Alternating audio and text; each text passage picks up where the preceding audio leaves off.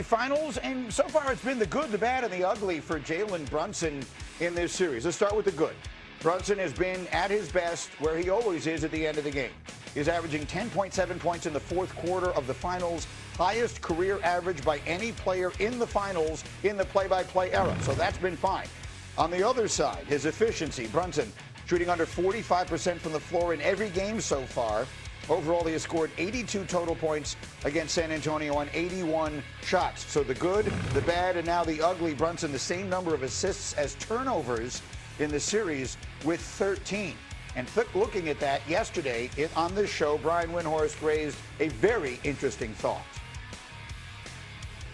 I would love to eavesdrop on a group text between Ant Edwards, Shai Gilgeous-Alexander, and now Jalen Brunson. Yeah. Jalen has joined the chat because these guys have been absolutely put in hell by the Spurs with their physicality and their size. And, you know, maybe Brunson's not there. He's only shooting 37%. He's got as many turnovers as he's got assists. Yep. It's headed in that direction. Maybe he's not quite in the Shai hell, but he's at the gates.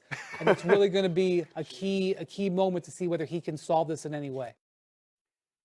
Nobody does it better than the Windman does. It's a perfect way to describe it. And so we had a lengthy conversation at our production meeting this morning that extended into breakfast about the role of Jalen Brunson. So we start with my point guard right here. What are we seeing from Jalen Brunson right now, and what do you think the adjustment needs to be? Well, I mean, we did a breakdown the other day where there were multiple possessions where he aired out the gym. I mean, 18, 19, 20 dribbles in a possession where nobody else on the court even touched the ball.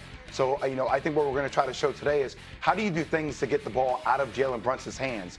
I often go back to the person that's guarding, that Wemby is guarding. Have him initiate your offense. At the beginning, he was guarding Josh Hart. So I think Josh Hart may be bringing the ball up, getting Jalen Brunson off the ball, and playing through Cat. Early and often, if you can play through Cat, if that's on the block, I know Shumpert has a lot of different ways they could do that through Cat on the block, but you got to get Cat, who has the offensive advantage, engaged in this offense, because ultimately down the stretch, the better everybody else plays, it unleashes Jalen Brunson when you need him to be Mariano Rivera. Yes, sir. What are you seeing? Shump, you played with him, you know him as well. What are we seeing specifically from Brunson in this series? Well, it's like, you know, it's like the new model car coming out. We paid for the new model. We can't revert back to the 2024. That's 2024 Brunson. Right. You big body Brunson now. Like, we can't revert back. And I say that because right now he's trying to lead with the dribble. If you want to have the ball, that's fine. 21 action. All you have to do is force the rest of the San Antonio Spurs to have to guard and use their principles. Right now, they are abandoning principle and just staying home, saying, hey, if you come off of that ball screen, now you're going to go with Wembanyama. We're going to shut down all available passes. There's nothing else available. You can play one-on-one. And if he takes that bait, it's going to lead into fast break. No floor balance because you don't have two guards back anymore. Guys aren't getting rebounding lanes. You're not going to get Josh Hart getting extra possessions. You said Miles Bridges didn't get off. Mikal Bridges didn't get off.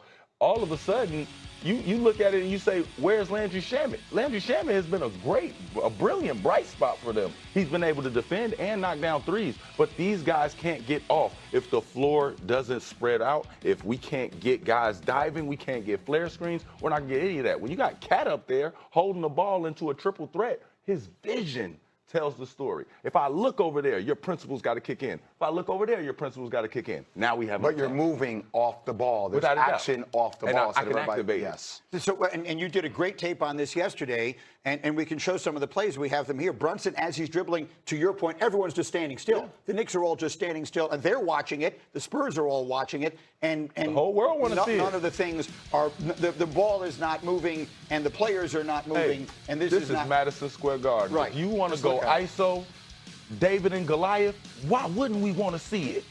Yeah, we gonna stand around and watch. I was standing my ass on the baseline. I was watching too. Here's the other thing. When you're watching this film, it's somebody different guarding Jalen Brunson every time. A fresh set of legs, a fresh body, on the same body of Jalen Brunson, and then you're going to ask Jalen, hey, save us in the fourth quarter. Do what you do after 39 minutes of doing that. That's a tough thing, and we're forcing you to play on defense. You're not able to hide. This is a matter of fatigue, decision-making.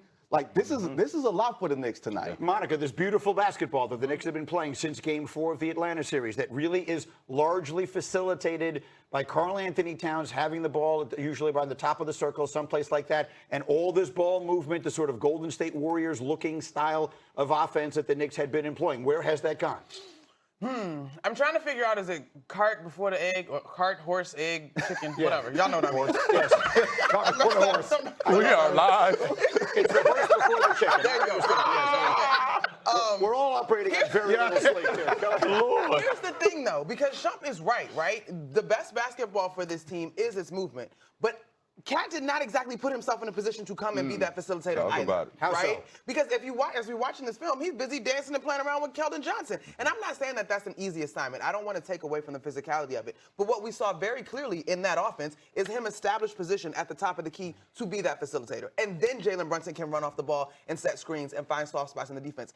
I'm not sure which is to blame because there also is a very real case, you guys, that when Jalen Brunson plays well and the ball is in his hands, he has been able to help the Knicks overcome things. That's just kind of a fact of what has worked to get this team to this spot. Now, the new model that Shump brought up has a few more tricks, whistles, bells, and all that good stuff.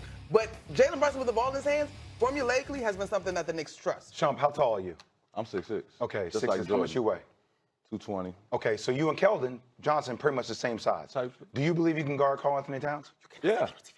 This is a little bit of my problem, though, right? Now, you're one of the most gifted defensive players I've ever seen. Obviously, you could be physical and have that kind of absorb that contact. But if you're Cat, you can't get lost in just trying to bang and dance with Keldon Johnson. You got to take it to a place where you can turn and make a move. Yeah. There's no way Keldon Johnson should be able to guard a dude who's 7 feet tall, 250 pounds. Here's what it is. Karl Anthony Towns has a tendency to foul too much. He doesn't know how to be physical without being overly physical, doing it in front of the refs and drawing a foul. The numbers say this, guys, over the last 2 postseasons, if Karl Anthony Towns has 4 or more assists, the Knicks are 13-1. That just means you have a primary playmaker in addition to Jalen Brunson. Brunson's going to get his anyway. You just have to find the way to get everybody else involved. But for that to happen, here's the other thing, Jay. When you put a smaller defender on Karl Towns, the refs are going to let you play. They're going to let Keldon Johnson beat up on Karl Towns, and they're going to say, get to your spot. Figure it out on your own. Like, officiating is going to play a huge part in tonight's game. That's why Monica was saying Cat has to establish more for himself. You can't get caught up in that. Cat, you got to realize that He's too important. as a guy that was a guard, if they ever threw me on a big, the reason I'm doing all of this, you don't realize it, but I'm taking your clock away. We sitting here wrestling, let's arm wrestle and do that. You playing into my hands, because really, if you just walk down here and become large all at one time, I like when guys just walk down their face, they just walk you down, we're just gonna let you lean on me, do whatever. And then as soon as this ball get around here, they spin and they get real big. There's nothing you could do, but Cat wrestles on the walk up.